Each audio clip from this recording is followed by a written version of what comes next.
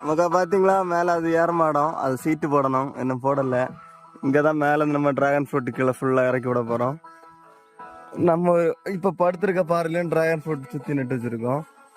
நம்ம அப்படியே படுத்து கிடைக்கும், தெரியுதா உங்களுக்கு? வேற லெவல்ல இருக்கு. கீழே பாட்டு பாடுது.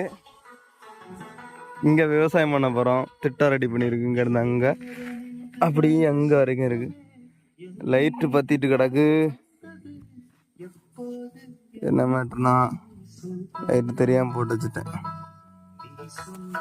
இது சூப்பரா ஒரு படுத்து கிடக்கலாம், சூப்பரா இருக்கு.